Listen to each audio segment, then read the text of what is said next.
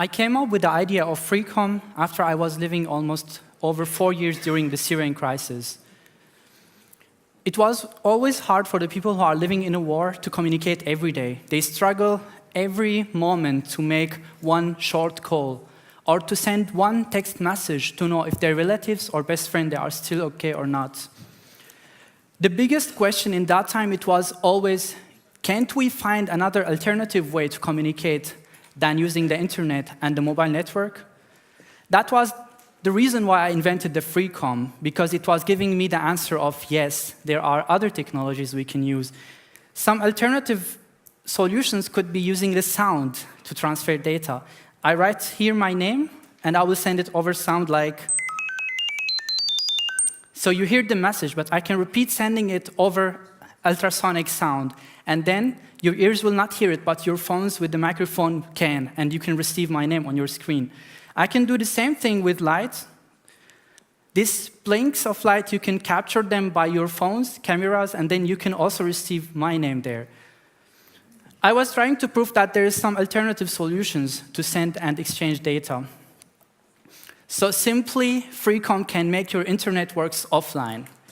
It has so many other features, so we can do everything that we do in normal phones. So we can exchange information, we can send text messages, make phone calls in a secure connection so no third party can watch or control what we are doing. It uses the physical movements of the people and the technology in our phones to make connectivity.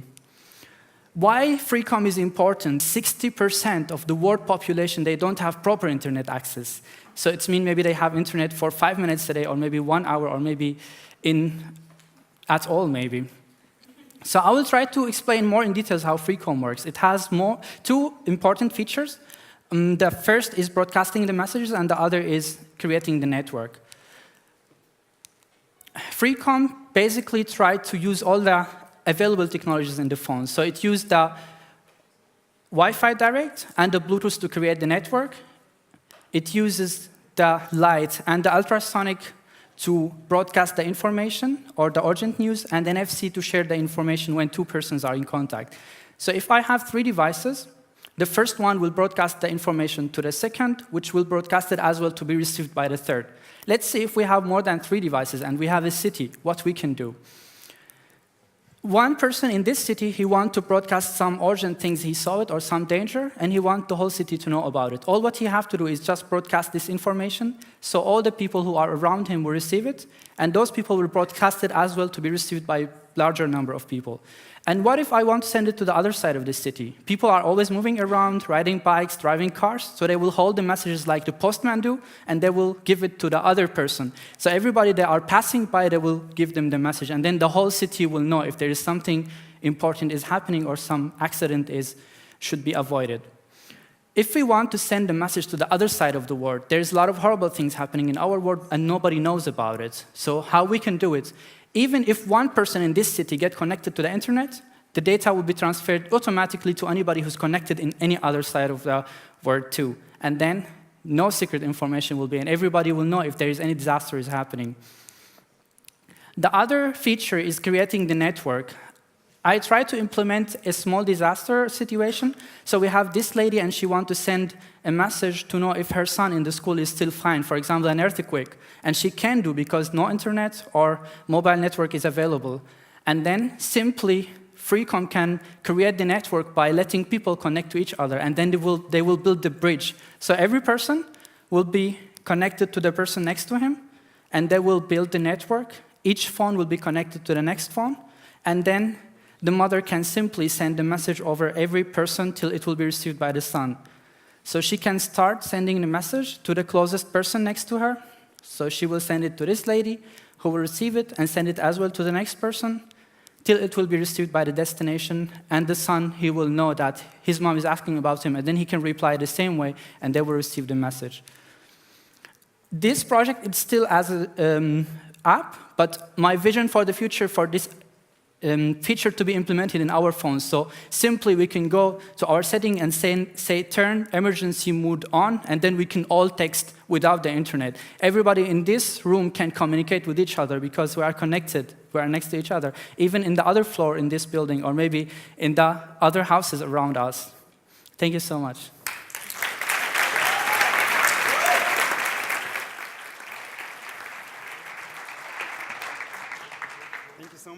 presentation. And now questions. Yes, please. Georg. Oh, no, question. Yeah, very impressive. But my question is, you mentioned NFC, Bluetooth, and direct Wi-Fi. The reach you have, the distance you can bridge is very limited with NFC particularly. With Bluetooth, I think it's 10 meters guaranteed, but you need to couple devices, and with direct Wi-Fi, I think it's also 20, 30 meters. So how do you make the distance? Exactly. With using Bluetooth and Wi-Fi, only 20% of the population of the area, if they are connected, it's enough to cover the whole area.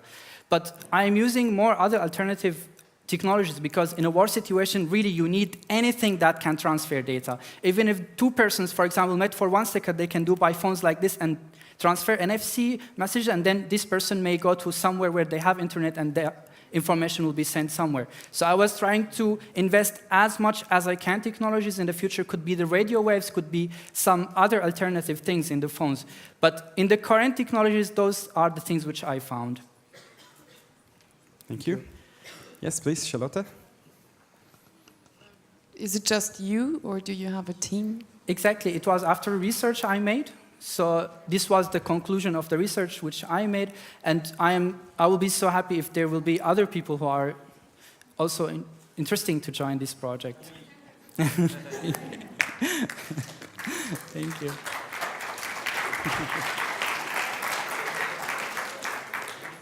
Thank you so much. I was wondering, in which stage are you? Is it just a concept that you're presenting, or have you developed something?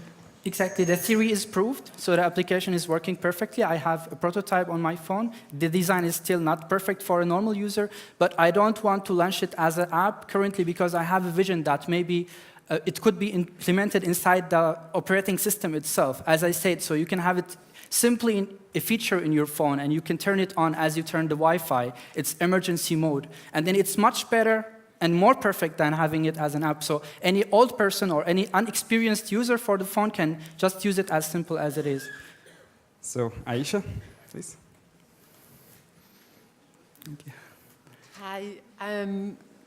Your project is fantastic. Thank I can you. completely see the significance of it. I remember when I was working in Palestine previously, there was the onset of the Gaza war. And actually that meant the internet connection was brought down. People couldn't contact their families. They didn't know how things, if people were alive or not. And I think something like that would have been fantastic. But so I suppose the question is, you said it's been proven. I mean, have you tried and tested it in a situation where it would be the most applicable and the most relevant, for example, in a conflict situation? Exactly. I can tell you some examples in some advanced countries, for example, like Japan and Italy. Italy, for example, a few weeks ago, there was an earthquake. They have everything good, like infrastructure, but the internet was down. And there was a lot of situations like this. Someone wants to know if the others is fine or not. So in this case, this project could work perfectly. Even in one building, sometimes you go underground and then you don't have signal. And then you want just to call the colleague who's in the other floor. And this could be a perfect solution. Underground in the station of the train station or in the stadium, so many people are using the network, so it's down. So it could be perfect for any place, not only wars, but I gave it as a priority because this is what they really need. I lived in a war for 4 years, and this is what we needed every day. Information, it will be anonymous, so nobody will know where is the resource of this message is coming from. It's only going like a virus of information. It's going spread, so it will be almost impossible to detect who was the first one who made it. Yeah, but sending peer-to-peer messages, we can only rely on the encryption of Bluetooth and Wi-Fi, and it's already proven that it's good encrypted. The problem with other applications is usually some people don't trust the companies which put the information on the server. So then we can only prove that we are a trusted company, that you can send your messages and nobody can control it. Yeah. So there's time for one quick question. Quick one, Candice, you were first. Thank you very much. Thank you. So the network effect is very important for for your ideas so that it can evolve in the end. Have you been already thinking about how you can get a specific amount or the decisive amount of people so that the app or your technology works? Are you do you want to start in a certain city and then move from city to city, or do you say, okay, I want to focus on Arabic countries for instance at first? Have you been thinking about that as well?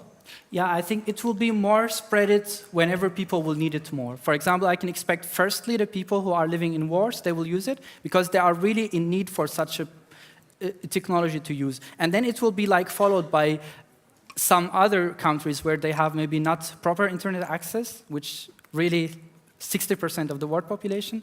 And then it can be used even in the advanced countries, like underground or in some, or for example, one person here in this hall can have internet and all of us can send some urgent news with him. So it could be used almost everywhere. So one internet provider here can open his phone and all of us can use the internet. So it could be used in so many other ways.